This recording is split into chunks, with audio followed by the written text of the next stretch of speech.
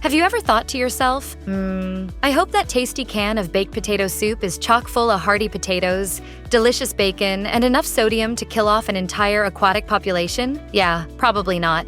Who doesn't love a gumbo, filled with chicken, andouille sausage, okra, celery, peppers, rice, and a rich blend of spices? It's a tasty meal that, when coming from a can, doesn't require all the slicing, dicing, and hours of simmering that homemade gumbo requires. But watch out for the sodium in canned gumbos. Many pack in more than half your daily allotment per can. This is the case with Campbell's Chunky Chicken and Sausage Gumbo, which has 64% of your daily recommended sodium. So yeah, if you're watching your sodium, you'll definitely want to pass up the canned gumbo in the soup aisle. Avoid. Chili is one of those foods that can be either really healthy or really unhealthy, and canned chilies frequently toe the line of unhealthy. A few of the worst offenders? There's Wolf brand chili with beans, which contains a whopping 116% of your daily sodium. Meanwhile, Campbell's Chunky Chili Mac with beans, macaroni, and meat contains 75% of your daily recommended sodium per can. Think you'll be safe with a plant-based chili? Not so fast. Gardine's plant-based chili without beans comes with 73% of your daily sodium. Meanwhile, Hormel's plant-based chili fares a little better, with 69% of your daily sodium intake. Even low-fat vegan options don't fare well in the sodium department, with Amy's black bean chili still giving you half of your daily recommended sodium per can.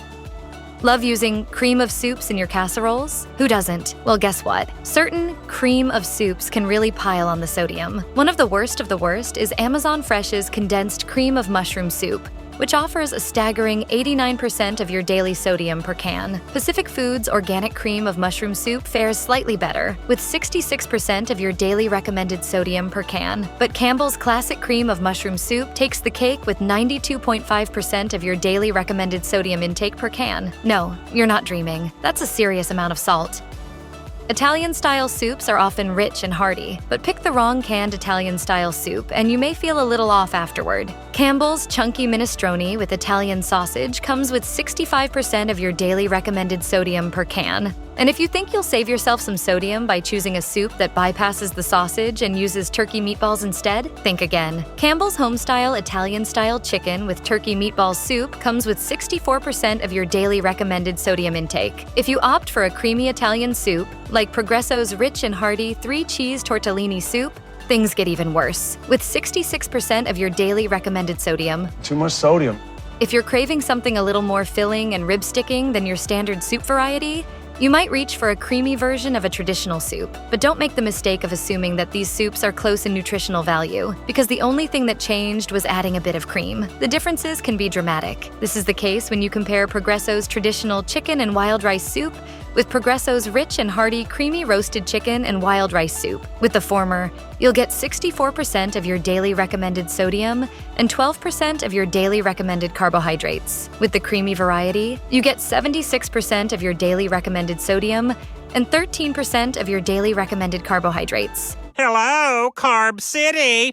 Craving a bowl of Southern-style chicken and dumplings? You'll want to think twice before reaching for a can of store-bought dumpling soup. For one, many canned dumpling soups come with a hefty side of sodium. Sweet Sue chicken and dumplings is one of the worst offenders, with a mind-blowing 129% of your daily recommended sodium packed into one can. Campbell's creamy chicken and dumpling soup is only slightly better, with 84% of your daily recommended sodium in each can. With so much sodium packed in, you'd be better off learning how to make your own dumplings at home.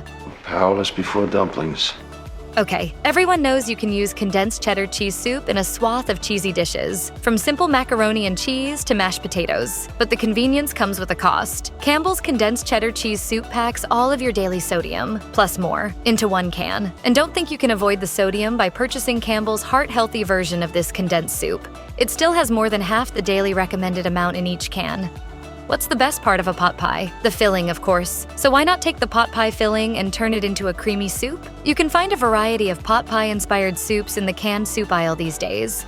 But if you're hankering for the pot pie flavors, you may just want to make your own at home. Pot pie soups come with a heavy dose of sodium. You've got Campbell's Chunky Pub-style chicken pot pie soup, which comes with 75% of your daily recommended sodium intake. Progresso's rich and hearty chicken pot pie soup isn't any better, with even more sodium, if you can believe that.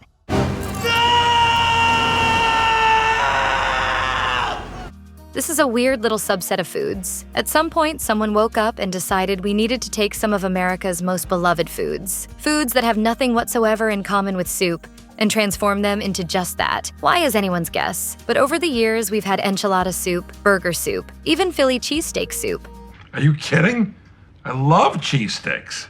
Unfortunately, these soups usually have a lot of sodium. Campbell's Chunky Spicy Sirloin Burger Soup will give you 75% of your daily recommended sodium in one can. Campbell's Chunky Chicken Burrito Soup comes with nearly half your daily recommended sodium, though in a smaller portion size. Some things, like burritos and sandwiches, simply shouldn't be soup.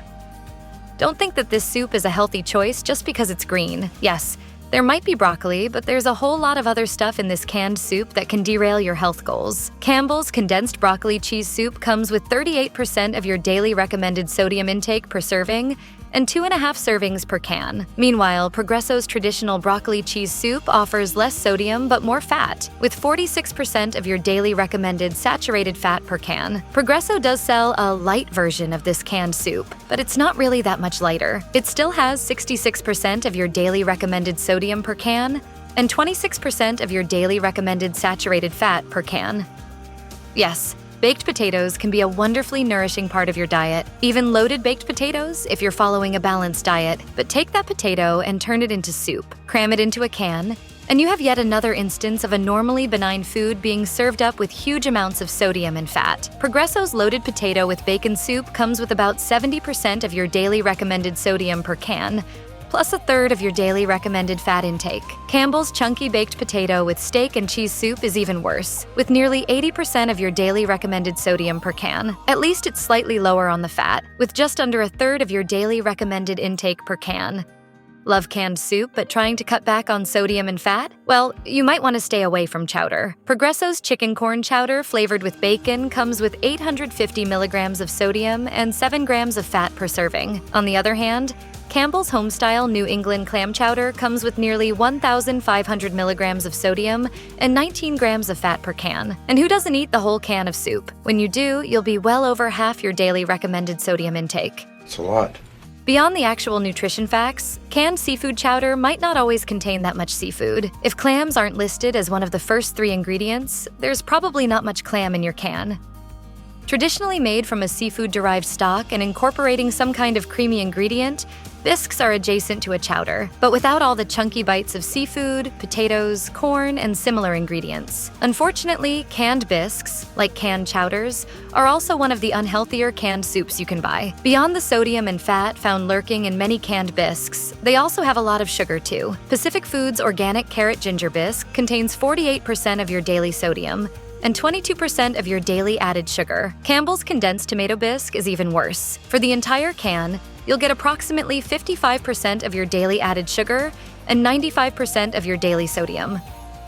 Beef stew from a can is a divisive little grocery item. Some wouldn't touch it with a 5-foot pole, while others think it's a totally tasty, convenient meal. Typically, the division comes down to the beef itself, with the meat's quality called into question. Whatever your stance on beef stew, though, no one can deny that it leaves a little to be desired on the nutrition side. The classic Dinty Moore beef stew comes with 82% of your daily recommended sodium per can, as well as 40% of your daily recommended saturated fat per can. Meanwhile, Armour Star Classic Beef Stew comes with an even more impressive amount of sodium, at 108% per can. In short, if you have a hankering for some beef, potatoes, and carrots in a simmering gravy-esque broth, just make a pot roast. It might require a little more effort, but your arteries will thank you.